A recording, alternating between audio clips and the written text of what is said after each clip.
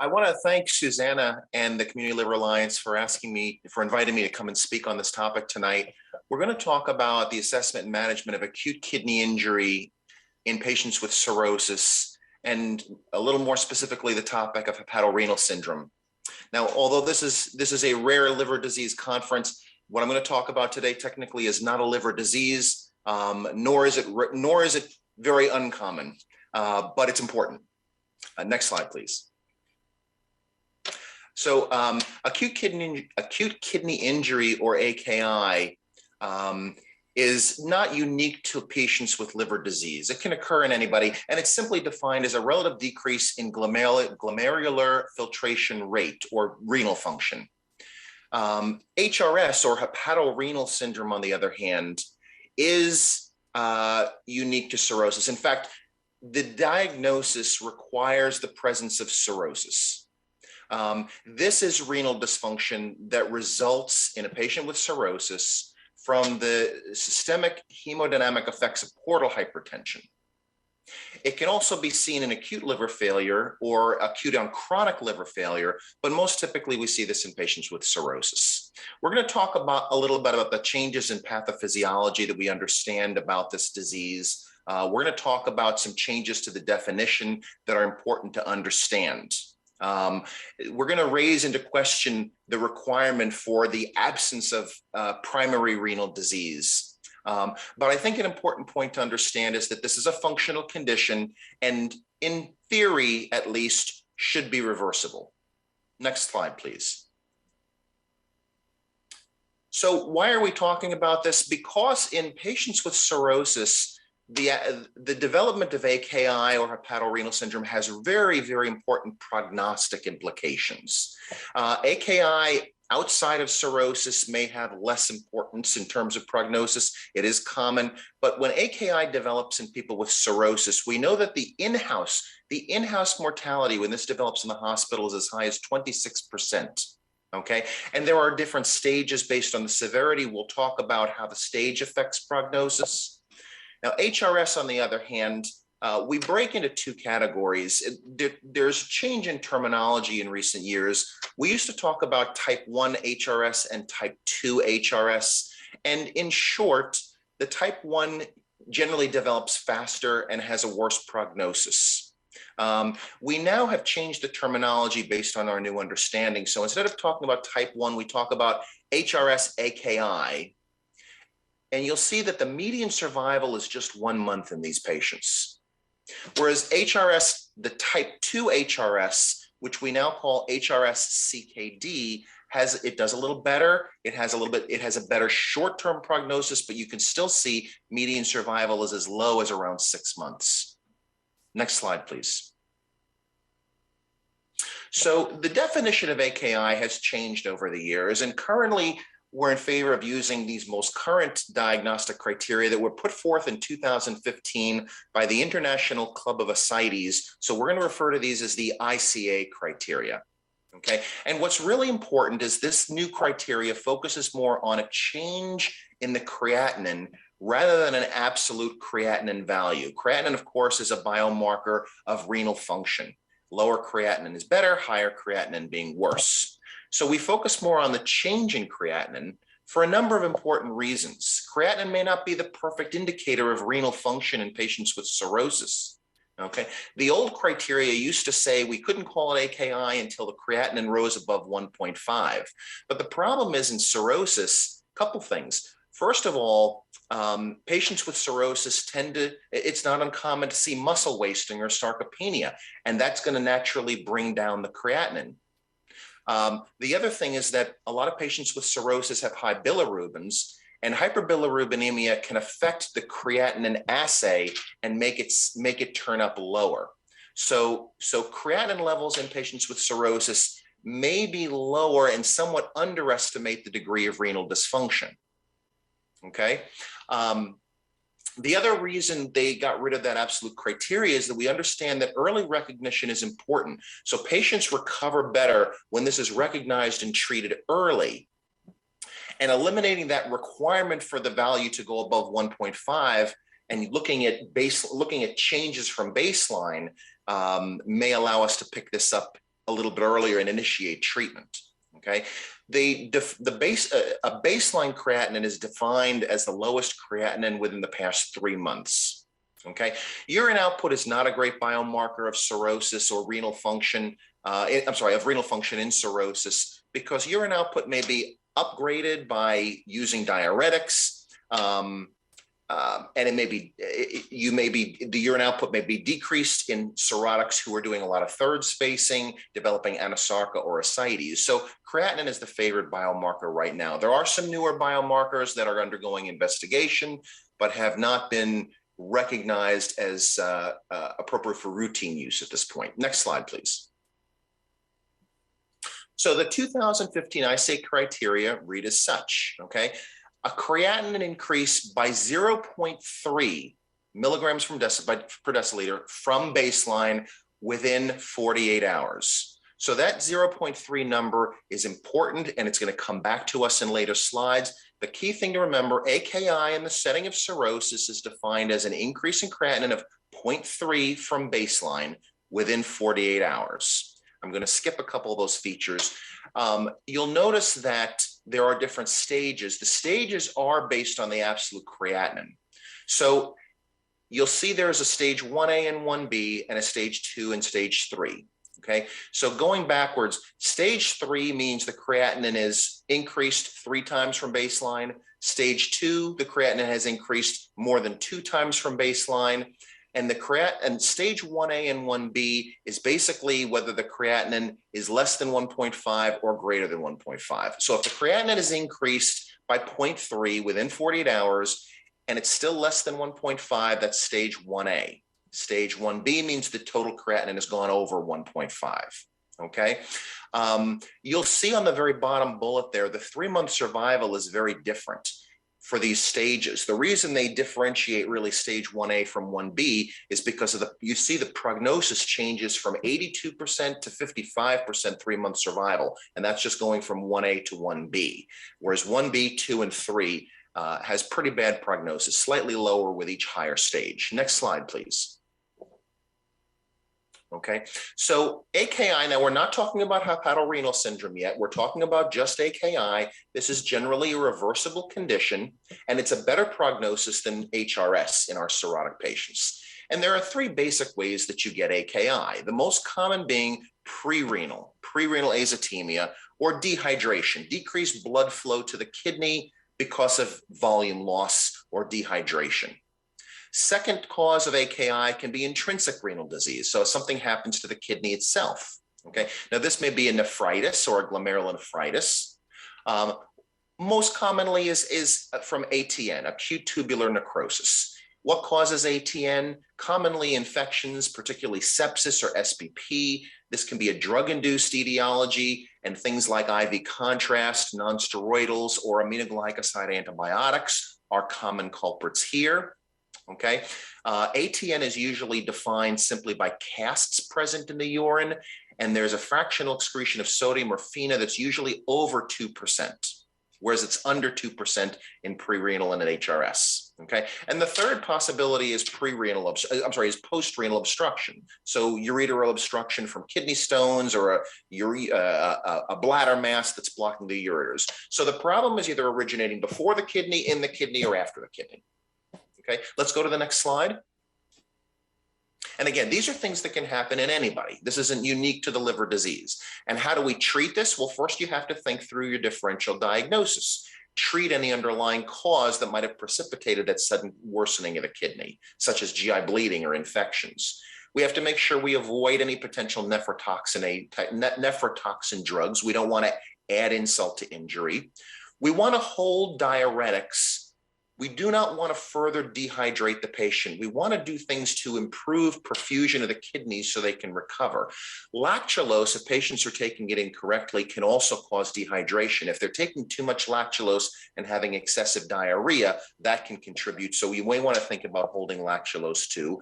We're generally going to hold beta blockers. We don't want to vasodilate the patients. And volume expanding is the key here. Okay, so we want to avoid harm and we want to improve perfusion of the kidney by infusing albumin. Generally, the dose is 1 gram per kilo per day, maximum 100 grams, and we want to do that for 2 days. Next slide, please.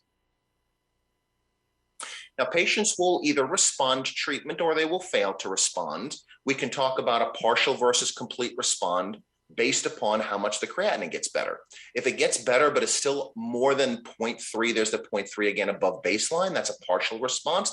But if they improve to within 0.3 of their baseline creatinine, that's a full response. Let's go on from there. Next slide, please. Now, switching topics to HRS. I'm going to put this quickly, shortly. HRS is basically AKI in a cirrhotic patient that does not get better. Okay, in a patient with cirrhosis and ascites, you'll see it's not uncommon, as I mentioned earlier. 18% incidence in 1 year of the development of cirrhotic ascites, almost 40% within the first 5 years, and the risk is higher in patients whose baseline sodiums are low. The criteria you could see are as follows. So this is a condition that is unique to patients with cirrhosis and ascites, so that is a requirement. There's the absence of other causes of kidney failure like shock, no recent nephrotoxic medications. They don't have primary renal disease. Now that's still a criteria, but it's been raised into question because a lot of our common liver disease like viral hepatitis, Wilson's disease, and NASH may intrinsically cause damage to the kidneys. So that whole criteria has been brought to question, okay? But most importantly, as you can see underlined, there's no improvement in the creatinine after treating the AKI. So we've stopped the bad stuff, 48 hours of IV albumin, holding the diuretics, and the creatinine doesn't get better. So HRS is AKI in a cirrhotic patient that does not get better. It's largely a diagnosis of exclusion. Let's go to the next slide. I think I'm going to skip this slide again. HRS-AKI is what we formerly called type 1. HRS non-AKI or HRS-CKD, we formerly called type 2. Let's go on to the next slide, though. Okay.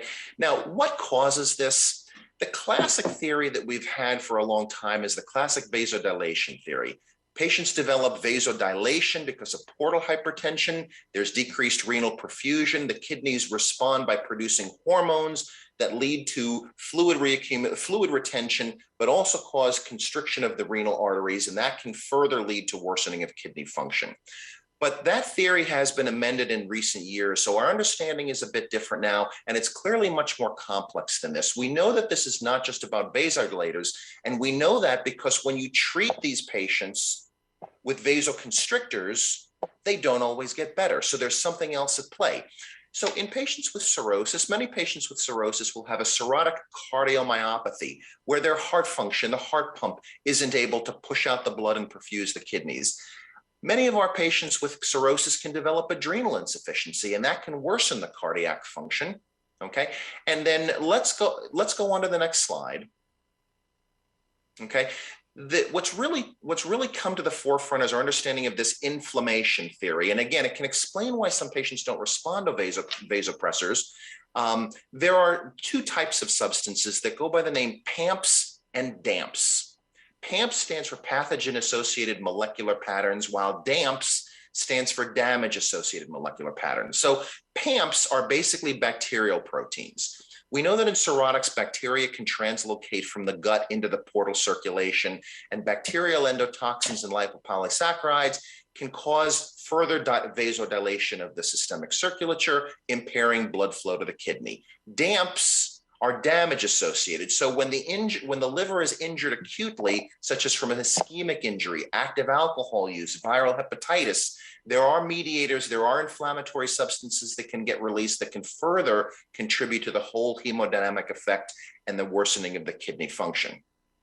Okay, let's go on to the next slide. I just want to keep up with time here. So taking all of these new considerations, this is a very busy slide, obviously. I don't like busy slides, but it does graphically put together all of the different components. You can see the heart, you can see the hemodynamic pipeline right down the middle, the PAMPs and the DAMPs all congeal at the end to worsen kidney function. Let's go on. Okay, so treatment. The best treatment, of course, is to prevent it. And there are a couple proven methods by which we can prevent hepatorenal syndrome. So Couple instances. In patients who have bacterial peritonitis, infections of their ascites, we can give them albumin prophylactically to prevent HRS.